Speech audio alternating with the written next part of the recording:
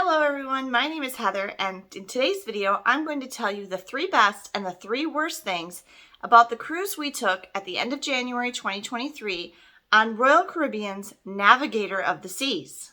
This was a 4-night cruise out of the World Cruise Terminal, or the Port of Los Angeles. It's a little tricky. You have to make sure you don't confuse where the passenger terminal is, which is right next to the USS Iowa, which is I think it's a battleship that you can visit from, somebody correct me if I'm wrong, I think it's from World War II, but I'm not positive. But it's docked right there, and the cruise ship was docked right next to it. And then in between that and the port of Long Beach, which you can catch, like, I know Carnival cruises out of Long Beach. I think Norwegian might occasionally cruise out of Long Beach. And the Queen Mary docked there as a floating hotel, but it's closed right now and under refurbishment. Those are at the Port of Long Beach. And in between there is Terminal Island. And Terminal Island is where the Port of Los Angeles is, which is the largest container port in North America. So don't mix up the Port of Los Angeles, which is the container port. Spoiler alert, that's what I did. And the World Cruise Terminal, which is where you actually go to the Port of Los Angeles to get on a cruise. Okay, so we went on this 4-night cruise on Royal Caribbean's Navigator of the Seas.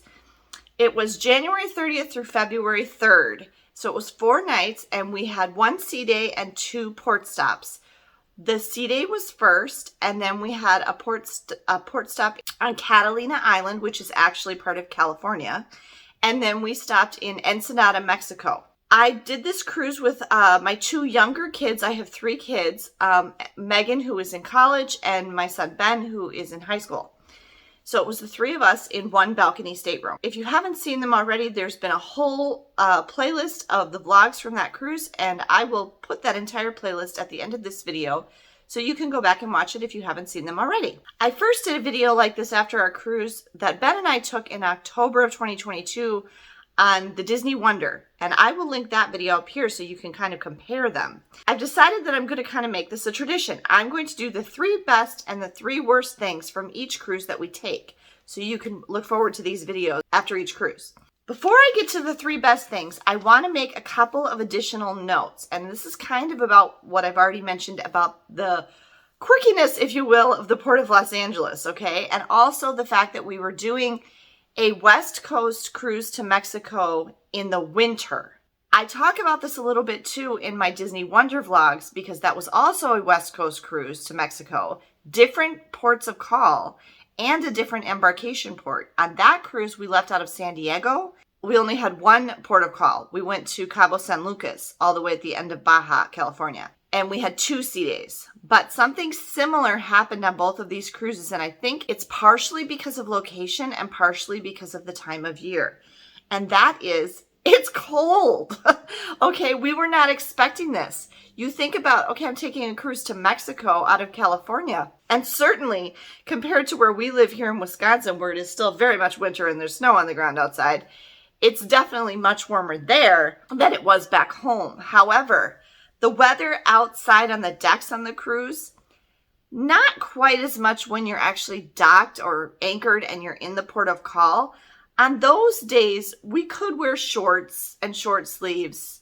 I think we did all have sweatshirts on, though, when we were walking around Catalina Island. And we could walk around comfortably, and it was sunny and nice. But it wasn't hot. I'm sure that if you visit these ports on the west coast of Mexico in the summertime, they probably are pretty warm or hot. But in the winter, in fall, winter, and probably spring, this is not going to be a very warm cruise. So you need to be prepared for that. And especially when the ship is moving and when you're out on deck. We definitely found this to be the case in the Disney Wonder. We were moving very fast on the Disney Wonder, and now that I look at where the ships went and the fact that they were the same length, that makes sense. They had to cover a lot of distance on that ship, on that cruise we took in October. And so we were moving very fast. It was very, very windy out on deck when the ship was moving, and it was extremely cold. You couldn't really be outside when the ship was moving. So a balcony, we didn't have a balcony on that. I don't think we could get a balcony because they were all full. They were all gone by the time I booked it, but that was probably good because we wouldn't have been able to enjoy it. The only time we were really able to use our balcony on this cruise on the Navigator of the Seas was when we were first leaving the Port of Los Angeles and going very slowly before we actually got out to sea, like when we were still in the shipping lanes. And then when we were anchored or docked, we could go out there and look around and everything, which is nice. But you need to be aware with weather. Sometimes a balcony might prove to not be worth the money because of the weather and the temperature. And that can go two ways. One is if it's too cold, like it was on these, or it's going to be raining or something like that, and you're just not going to be able to be outside much. And the other one is sometimes in the Caribbean and places like that, if it's really, really hot, you might not get your money's worth on your balcony, except when the ship is moving, when there's a breeze. But when you're docked or in port, that balcony might be completely worthless to you because it's so hot out there, you can't stand to be out there. Just keep that in mind when you're booking your cruises. Think about temperature, time of year, location of where you're going to be sitting and moving on the ship, because you might not get as much use out of your balcony as you think you will in some places. So that's something you need to be aware of if you are doing one of these West Coast Mexican cruises in the fall, winter, spring. Bring pants and long sleeves and jackets. There were a lot of people who I'm sure were probably from Southern California on that cruise with winter coats, hats, gloves. It was warm for us, but we still needed pants. We still needed long sleeves. We still needed, sweatshirts at the very least. I wore my sweater with my dresses. I don't really have any long sleeve dresses to wear to dinner at night. And so I wore my sweater every night. Even in the pictures, I have my sweater on. So you need to be prepared for that. The port workers, when we got on the ship, all had winter coats and hats and gloves on.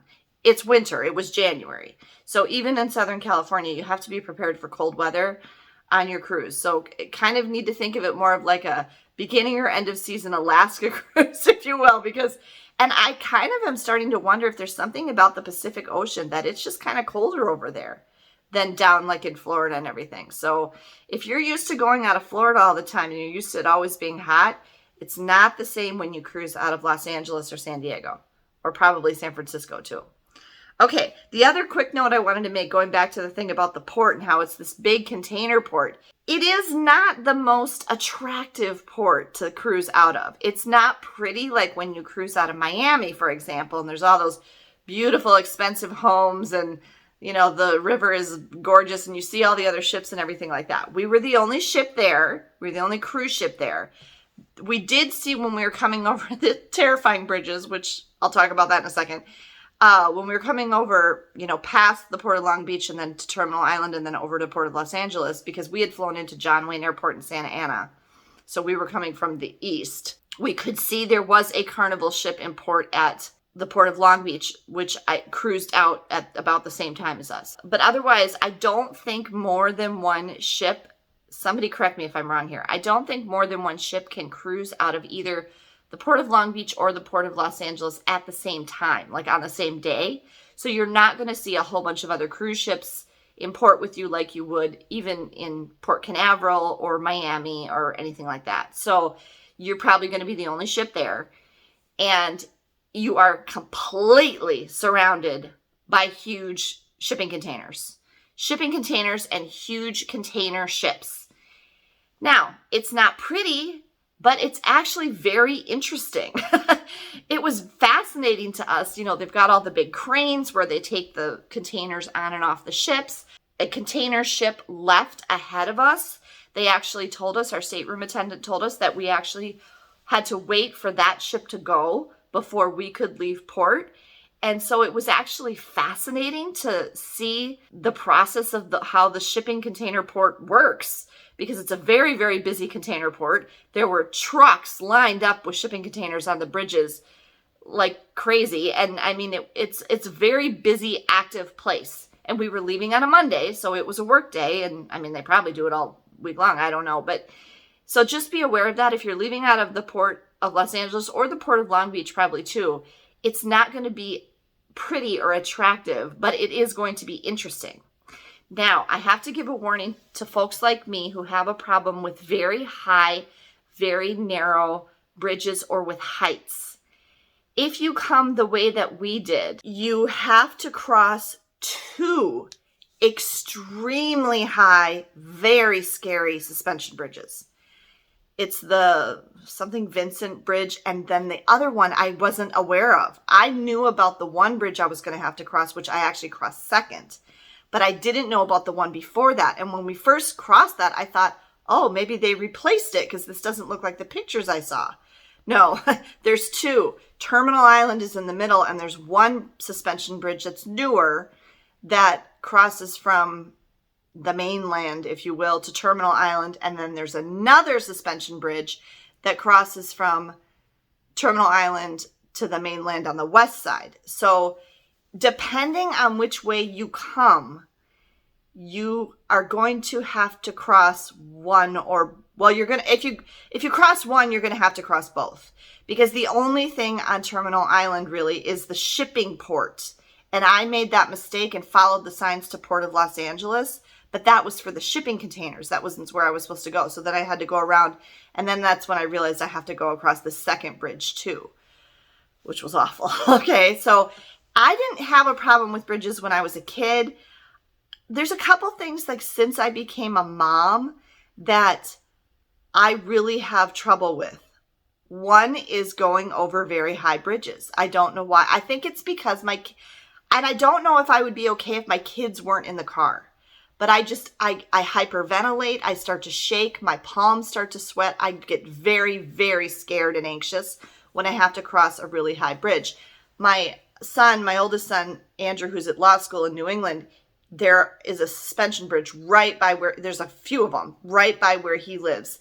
And I go way out of my way to avoid those bridges if I can. The one bridge that's that's on the east side that I crossed first is one of these very modern looking, newer type suspension bridges. And it was flatter, but it was very, very high. And I think it was longer. Okay. And that one was very scary. And Megan thinks that one was scarier. I think it was also a little wider. Yeah. The second bridge, the green suspension bridge, which is the Vincent Bridge or whatever, is very steep. You have to go way up like this and then over and then way back down like this. It's curved this way. And it's a traditional suspension bridge like the Mackinac Bridge or the Golden Gate Bridge or the Oakland Bridge, one of those. It's very, very narrow, and it's very, very steep, and it's very, very high. Now, I will say part of what that Megan might have meant, why that one, even though to me, like those things, the height and the steepness and the narrowness made it scarier than the other one, it did also have high fences on the sides.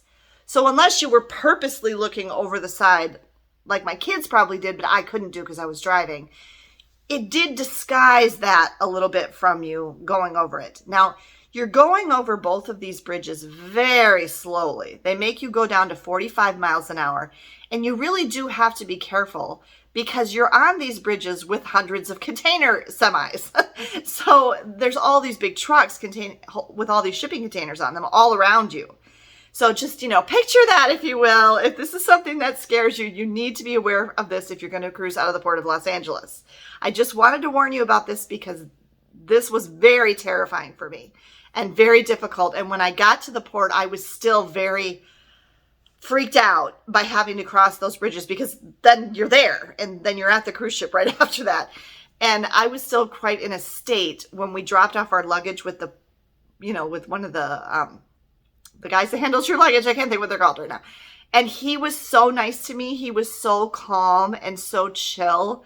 And just talking to him and the way he talked to me, and he slowed everything down for me. And he's like, oh yeah. And I bless that guy because he totally got me more back into the mode of, I'm getting on a cruise now and I can be excited, because that was definitely kind of traumatic for me to have that right before I got on the cruise ship. So be aware of that. If you are afraid of heights or you have a problem crossing bridges, because I know I'm not alone in this, you need to be aware of this at the Port of Los Angeles. I did make a short about it, so if you haven't seen the short, you can go back on my channel and see that. The reason that these bridges are like that and that they're there is because those big container ships have to go under them. So that's why they're so high, is because those ships have to go under them. The one that left, the container ship that left before we left, and then we followed it out through the shipping channel, went under that bridge because it was docked on the other side of it when we were docked while we were waiting, and then it came under the bridge and went past us. So that's why they're there. Anytime you're cruising out of a port that also has a container port, for shipping of goods, you need to be aware that there might be one of these high, scary bridges nearby. Okay, when we left the ship at the end of the cruise, I purposely studied the map and found another way to go way to the west and then north and go around to go back east to Anaheim when we went to Disneyland for 2 days after the cruise, and then back to Santa Ana. So there is a way to do it. It's going to be longer. It wasn't that much longer. It was fine. There was probably more traffic, and I think also if you're going to the Port of Long Beach, there is a way around without having to cross those bridges if you do want to avoid them. So I do want to tell you about that right away, because that could be a very important aspect of the experience for you if you feel like I do about big, high, scary bridges. I could have put that on the worst list, but that wasn't actually part of the cruise. That's not the cruise line's fault that there are big, high, scary bridges there. Okay, so let's talk about the 3 best things about the cruise itself. Number 1 best thing about the cruise was the crew. The crew was terrific. They were very friendly. They all were very, very nice. They were, really listened to us. Our stateroom attendant was terrific. We ended up having a different dining room waiter team every night, and I'm going to come back to that, which I don't like. I like to have the same waiters every night. We like to have set dining time, which we were supposed to have. Every set of dining room waiters that we had, you have a waiter and assistant waiter, were terrific. And the dining room staff that, like the head waiters and the manager type people who attempted to resolve our issue, and the one Bassem who did actually end up taking care of us every night, were terrific.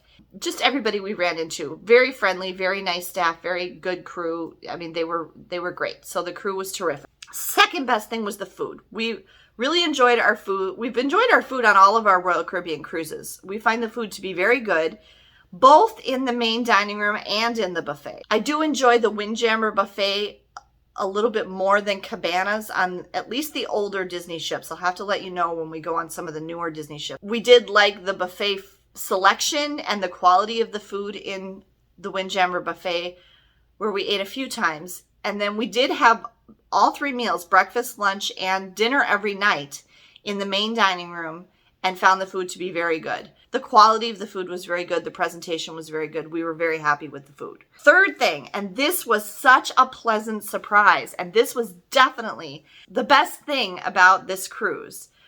I went into this cruise with pretty low expectations, I'll be honest.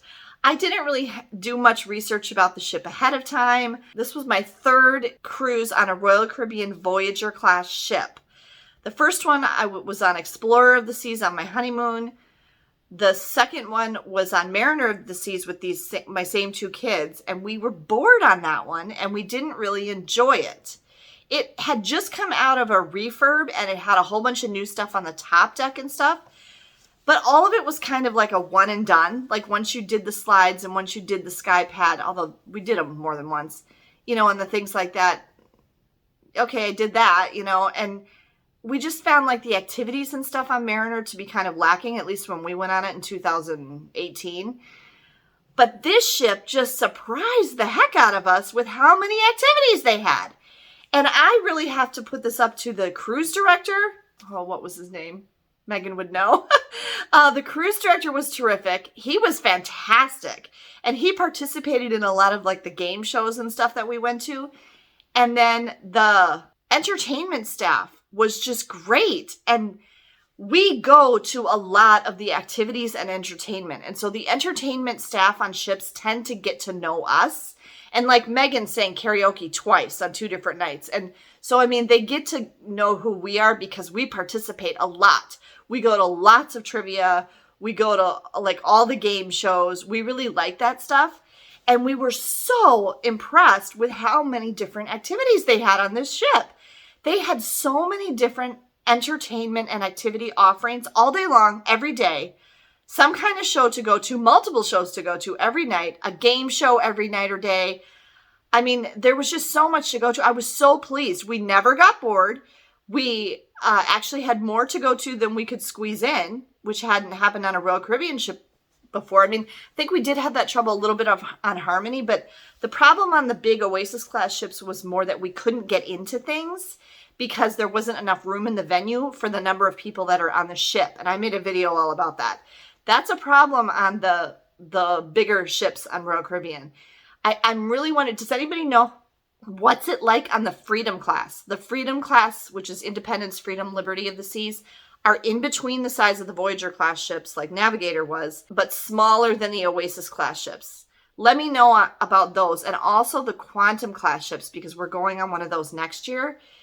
I'm really curious about how it is for getting into activities. On the Voyager class, I really like the size because you can literally just show up at any show or any game or any activity and get a seat no problem and participate if you want to. There were only 2 things that we had to make a reservation for. One was laser tag, which we had a lot of fun doing. Laser tag was free, but you had to make a reservation. Okay, because there's, you know, I think they do it all in one day and they have to have like time slots. But they run people through that really fast and efficiently. So you can, and they did have walk-up. So some people did just walk up to play laser tag and they would let the walk-ups in as they had space. I think everybody who wanted to play laser tag could. The other thing that we had to make a reservation for was the escape room, the observatorium, which I'm very excited and proud to say, and you'll see, you should have seen this in my vlog, that group, which was 11 of us, Ben, my son, was the youngest, and there were several people that were older than me, you know, like older people, 70s even, that participated, and we finished it. We escaped, which is, you solve all the puzzles, basically. You have to work together as a team. And not only did we finish it, which the crew member who helped us through it, she told us that only 30% of guests who play actually finish or get out. And so she was very impressed with us that we finished. But she said of the 30% that actually finish it, they all finished with like maybe 30 seconds or a minute left. We finished with almost 11 minutes remaining on the timer. I was so impressed with us. We did have a few times during the participation of the game. You get 50 minutes where we were all kind of stumped, where we were like, okay, now what do we do? And then somebody would figure something out. And so then we would move on, but we finished it with, it was like 10 minutes and 37 seconds left or something. It was amazing. I was really impressed with us. It was a smart group of people. We were all pretty smart. That one, you did have to make a reservation on the app, and it cost $20 a person. The Observatorium Escape Room on Navigator of the Seas is on the top deck that you can only get to in one elevator. It's on deck 14. It's actually even above that. You have to take stairs after the elevator. And then it's what used to be the wedding chapel. So it was just a little wedding chapel, and they weren't getting much use out of the wedding chapel, and so they converted it into this escape room. And it's literally just a single room. It's not very big. So that needed a reservation. But otherwise, all of the activities, all of the games, all of the shows, you had no problem getting into anything. And even when we went to the escape room, there were people there that were trying to get a reservation because they didn't know how it worked. And I had to help a lady with her app because she didn't have the Wi-Fi on, and she didn't have her airplane mode on. Tip to you. And that scared us. Megan and I talked about it later. How many people don't know you need to have your airplane mode on when you're on a cruise ship? Okay, that's because your cell phone carrier is going to be charging you huge international roaming charges if you don't have airplane mode on while you're on the cruise ship. Everybody can use the ship's Wi-Fi for free to use the ship's or the cruise line's app to be able to do stuff on the ship. You don't have to pay for that. But if you don't have your airplane mode on, those apps might not work. You've got to be connected to the ship Wi-Fi. and you're going to get charged huge international data charges because your phone's constantly searching for data for towers to get, constantly. So don't make that mistake. Make sure you have your airplane mode on for your entire cruise. It's okay if you turn it off if you're in port and you can find Wi-Fi, at a McDonald's or something. Like we turned it back on when we were in Catalina Island because that's part of California. We could use our phones there. Even if you have ship internet, as long as you're in airplane mode, you still can't make phone calls and you still can't receive or send texts. When I was helping her, I noticed that there were still plenty of slots available if you did want to do the escape room and you hadn't made a reservation. Very impressed with how many activities, games, shows, all sorts of fun things for all ages. I mean, they had a lot of family-friendly things. They had a lot of, adults only stuff. They had just a wide variety of stuff on Navigator of the Seas. I was so impressed. And we could go to or get into and get seats for and participate everything that we wanted to without any kind of a problem. So that was great. So I really, really enjoyed that. And that was definitely the best thing about the cruise for me. And that was why I told a whole bunch of people, a crew, and then afterwards, this was my favorite Royal Caribbean cruise so far. So I was really pleasantly surprised by that because, like I said, I went into it with very low expectations and I just had a blast. I really enjoyed this cruise. But let me tell you about the 3 worst things about our cruise. These were 3 very specific things that happened on the cruise that were unfortunate and made it not so great. Okay, the first one was our room. Now, our room in general was fine. It was a standard balcony cabin, I think. The balcony was fine. We had the glass bottom panel. There were 2 chairs out there. It didn't have any little footrests like we had on Harmony, I think.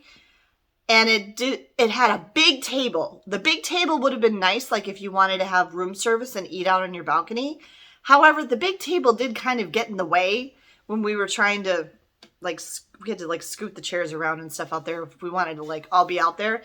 And we do always have the problem. The only time we've had more than 2 chairs on our balcony was when we had a aft-facing balcony on Mariner of the Seas, which was huge. And we had 4 chairs, I think. So when there's the 3 of us, if there's more than 2 people in your room, you don't always have a chair for everybody to be out on the balcony at the same time. You can probably all fit out there, but you won't all be able to sit down. The balcony was fine. The amount of room in the stateroom in general was totally fine. And the amount of storage was okay. Don't bring too much stuff. If it was a 7-night cruise, it might have been tough. And the bathroom was small, like all cruise ship bathrooms were. There were 2 problems with the bathroom that kind of bothered me. One was that there really was very little counter space and no place really for storage of your stuff in the bathroom. And on Mariner, which is a sister ship, and again, that might have been because it was that aft-facing balcony stateroom, I definitely know we had more. It had these corner mirrored door cabinets that are in a corner. And so there's shelves in there. And we did cram our stuff in there, but Megan couldn't fit her toiletry bag. Your toiletry bags usually aren't shaped like a triangle. So they're hard to fit in there unless you stand them up on end or something. So there really wasn't any place to keep stuff in the bathroom. So we had to kind of carry stuff back and forth. And also the counter space was very limited. The other problem that we had with our bathroom, and I think this might have been a problem for the entire ship, was our toilet did not flush about half the time at all. It just would not flush. And if you're not aware, plumbing on a cruise ship, for the toilet flushing and stuff, works on a whole big suction system. It's very important that you don't flush anything besides toilet paper. Anything else has to go in the trash.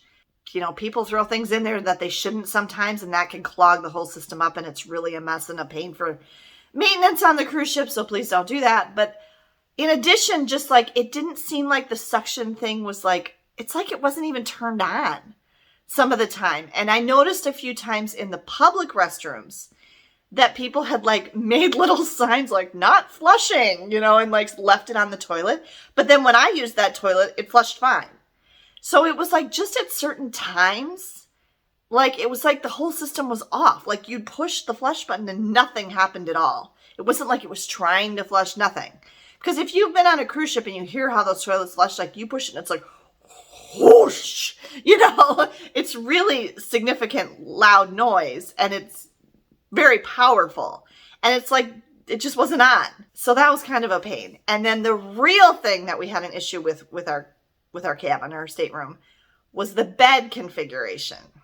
Now, when we went on Mariner of the Seas, it was, you know, the two-person bed that can be split into twins, which we always do because it's usually me and one of my kids.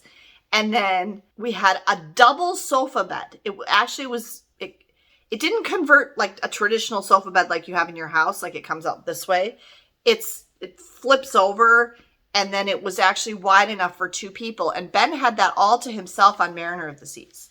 So that's what we were expecting. And when we walked into the room, there was a sofa there. And so we were expecting, okay, this is going to convert into a bed for Ben or Megan, you know, depending on, because Ben is now significantly taller than both Megan and I. So him being the one who gets the third kid bed isn't really an option anymore. He really needs one of the main beds because he's so tall. So it was probably going to be Megan who was going to get the third bed. So when we met our stateroom attendant, we were asking him about it, and I was expressing to him my frustration on our previous two Royal Caribbean cruises where our stateroom attendant did not convert the bed back into a sofa during the day on either Mariner of the Seas or Harmony of the Seas.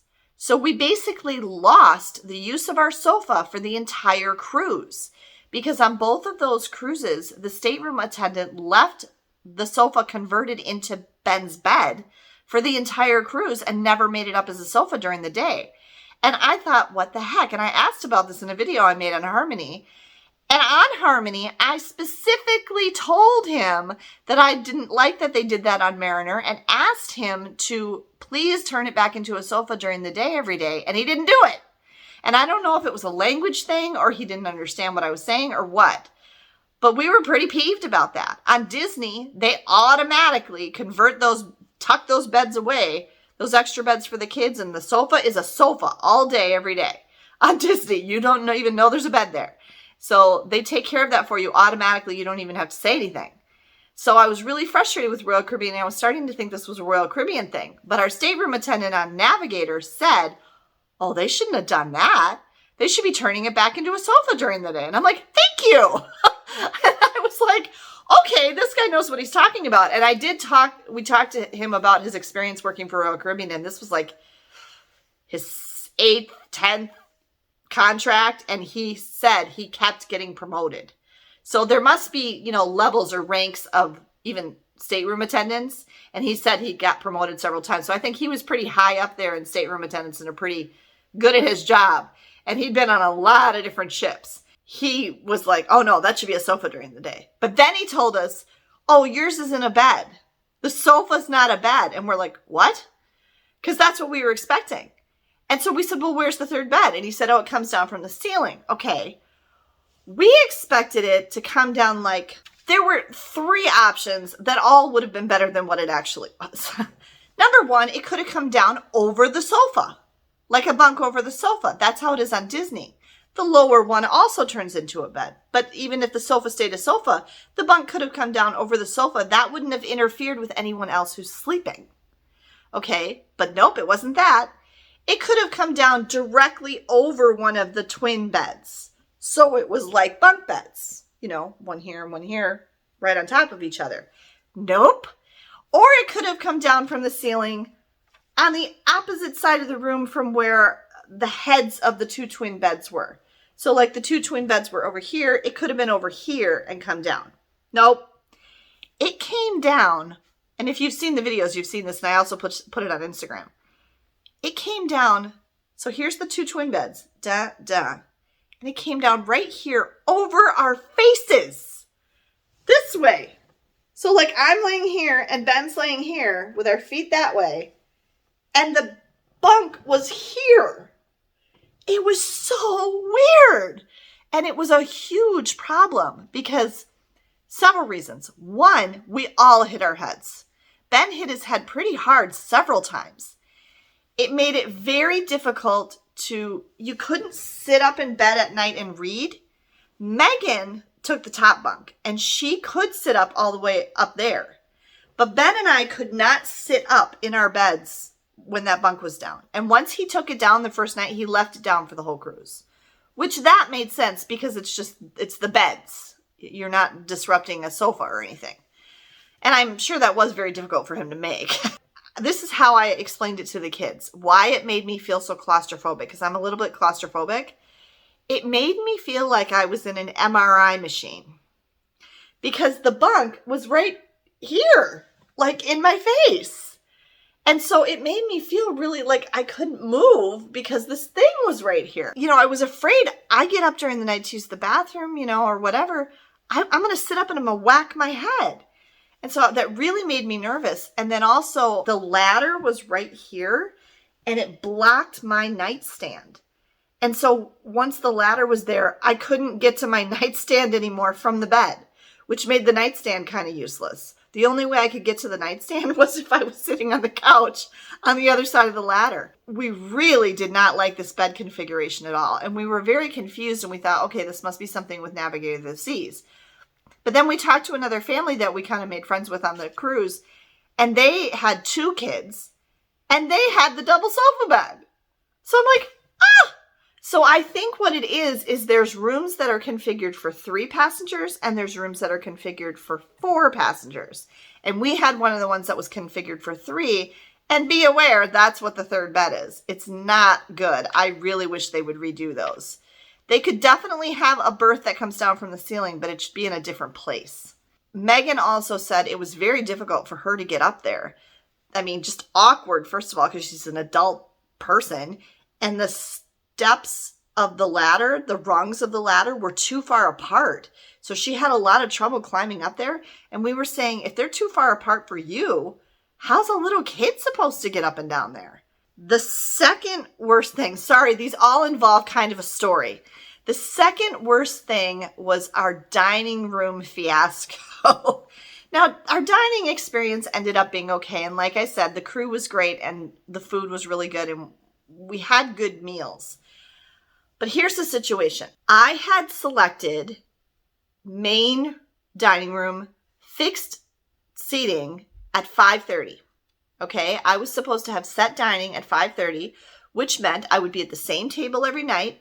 I would have the same wait staff every night. Okay, that's what we like. We want to know at 5:30 or whatever time it is on that ship, we're going to go walk into the dining room, walk to our regular table, sit down and have the same wait staff we have every night. That's what we like. We were aware that since all the pandemic restrictions and everything have kind of ended, that they're putting people together at tables again. Okay, so they're having people share. So just out of curiosity, when we first got on the ship, I went to the dining room person and I asked her, can you tell me what size table we're at? How many people are at our table? And she said it's a table of 11. It was actually a table of 12 with 1 empty chair. And I was like, ooh. And so I asked, just because like I film our food for the channel and like to talk to each other and things like that, we just would rather have a table to ourselves. And we haven't had any problem on any previous cruise, even before the pandemic. They've always been able to accommodate our request. So I said, could I please request a table for 4? Because there's no tables for 3. Okay, what they did on Harmony was they gave us a table for 4 and they took 1 chair away and just didn't set that place. I thought this was so strange. She said, come back at 6 and then we'll see. And I didn't understand that. The more I thought about it, because it was such a mess, the more I thought about it, this is what she should have done. And Navigator of the Seas staff, if you're watching this, this is what you need to do. If somebody asks a question like I did, because what I asked you was a yes or no question, can you switch us to a table for just us? The answer should have been yes or no. Okay? If the answer was yes, great. You stick us at a table by ourselves. If the answer is no, just say no. And then we stay at our table with the other 8 people and we're a table of 11 and we would have been fine. But because she said what she did, she messed us all up.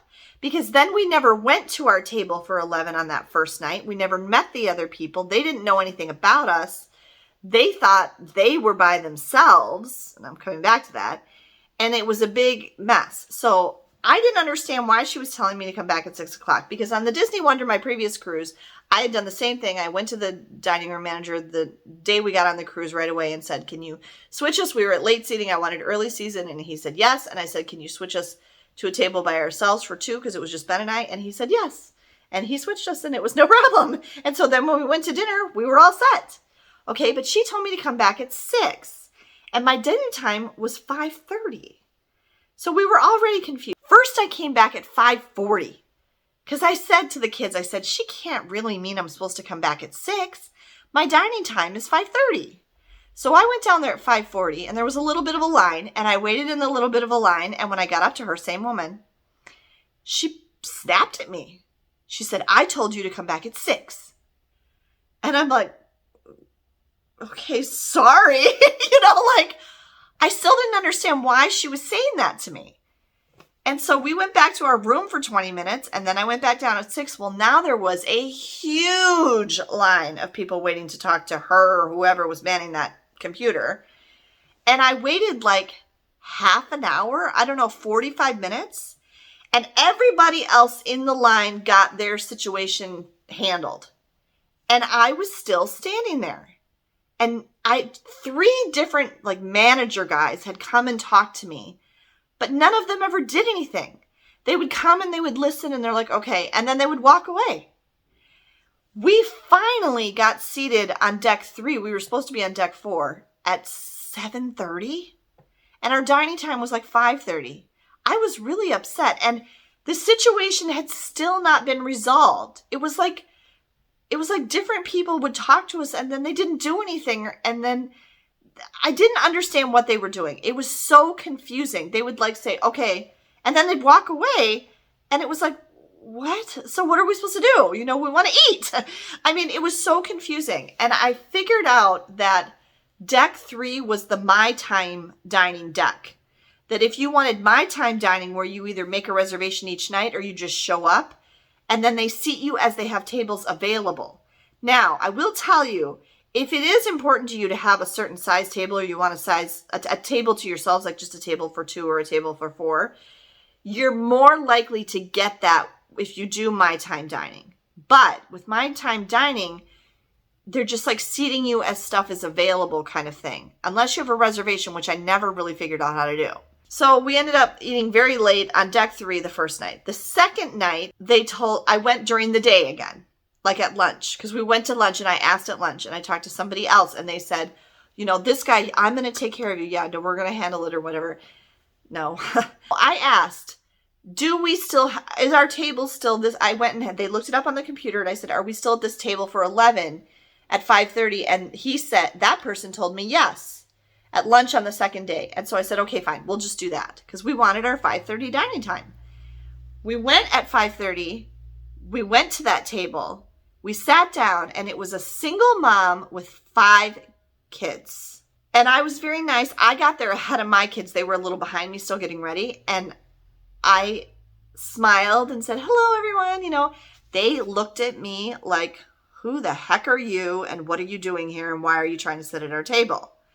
And I was really uncomfortable right away. And I noticed, okay, there's still going to be 2 more chairs should be people in them. And I said, is somebody else joining us? And the mom said, oh yeah, it's my parents. They may or may not come. And I'm like, okay, and I sat down and I started to look at the menu. They handed me the menu. And then my kids came in and sat down next to me, and they were trying to be friendly and smile at stuff too. And everybody was just totally Rrr.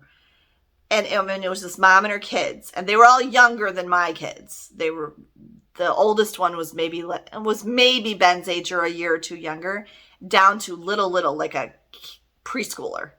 Okay.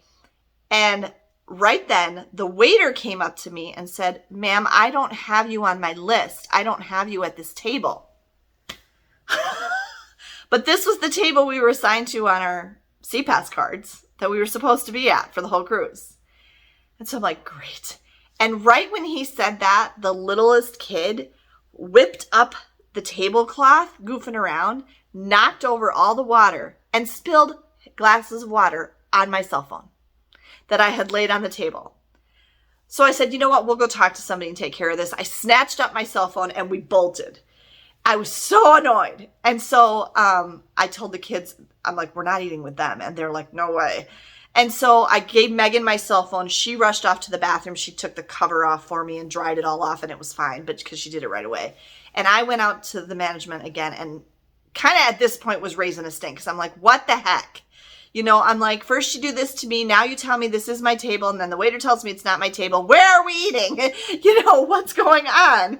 And this is when Bassem, who was the dining room manager, the head waiter on deck 4, realized how we had gotten like jerked around for 2 nights in a row now. And he said, I'm going to take care of you.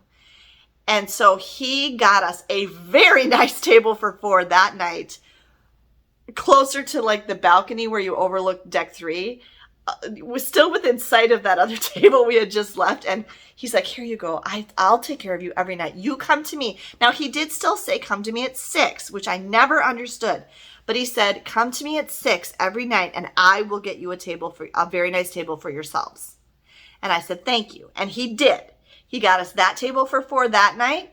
The next night, you know, so we came down at 6. I don't know what the deal it was with that. Maybe it was so they could see who didn't show up at 5:30. I'm not sure. They never explained it. But anyway, and then we would go to Bassem. I just ignored everybody else and I would go directly to Bassem and he would be like, my lady, you know, good evening. You know, like he was expecting us. And then he would check his thing and he would say, okay, we're going to go over here tonight. And then on the 3rd night, he sat us at a table for 6. We were the only 3 there, but the waitstaff came right away and took all the rest of the place settings away because they knew we were going to be by ourselves. That night we were at the balcony again, but just a little farther in at a table for 6. And then the last night, same thing. He's like, hello, good evening. I'm so happy to see you. And he took us straight to a table for 6 again, but it was by the window. So we got a table to ourselves every night. It was just kind of wacky. So I don't know what was going on with Navigator of the Seas. And they actually apologized. Bassem or somebody explained to me on the 2nd night that the 1st night was such a dumpster fire. Like, I think they had a lot of new wait staff and stuff, and it was apparently such a mess that he told me they almost had a fist fight in the dining room because some guests got really upset. So something was happening with the wait staff in the main dining room on Navigator on this particular cruise, maybe. I don't know, with turnover of crew or something. I don't know what was going on. But it was kind of a mess. It ended up being okay. We did not have the same wait staff every night. That was the one thing. And we ate a little later than we thought we were going to be eating, which you have to remember for us on a California cruise, it's 2 hours earlier there. So for us to eat at 6 o'clock, that's 8 p.m. for us here in the Midwest. So we were eating pretty late for what our bodies are used to. And so that was a little bit of a bummer. That's why we wanted the early seating. But it was just kind of a crazy thing. So that was one of the worst things about the cruise. I mean, it ended up okay. We had a very nice dining experience, but we didn't get the time we wanted, the set dining time, and we didn't get the same wait staff every night. And that first couple of nights was kind of a train wreck. So yeah. Okay. 3rd thing that happened, and sorry, it involves another story. Thank you for sticking with me here. Our photos. I had pre-purchased, which I always advise you to do. It's way cheaper if you pre-purchase your photo package before the cruise. I had pre-purchased the one, it wasn't unlimited, but we got 50 photos. And you could choose at the end of your cruise, like when you picked out which 50 you wanted. I think we took like 78 total on the cruise and we picked out 50. So we got the majority of them. You could choose to get them digitally, where they send you a link in your email and you download them right to your computer or right to your phone. There is a different link if you want to do it on your phone while you're still on the ship. I just waited until I got home. When I got home, they emailed me the link and then I could download all my photos, and you have a certain amount of time to do it. Or you could get 50 prints and they would literally print you 50 photos. I don't know who does that, but okay. So I like having the digital copies because then I can do whatever I want with them. If I want to make prints, I can make prints and put them in a frame. If I want to use them on a calendar or Christmas cards, post them on social media, whatever, I like having the digital copies. I paid $120 for that ahead of time. I was talking to a guest on the last night of the cruise who was looking at that option, and it was like $70 more if you were doing it on the cruise. So it's always best to pay for your pictures ahead of time if you want pictures. Okay, but on the day we were anchored at Catalina Island, after we'd already been to the island and come back, they were doing a special, I'm still so upset thinking about it now. They were doing special pictures on the helicopter pad on the bow of the ship. There was a photographer out there, and he took what were probably awesome pictures of us that we never got to see. On the helicopter pad on the bow of the ship, he took them both ways. He took them with us standing at the bow with the island in the background, and he turned us around and took them with us on the bow with the bow of the ship and the bridge in the background.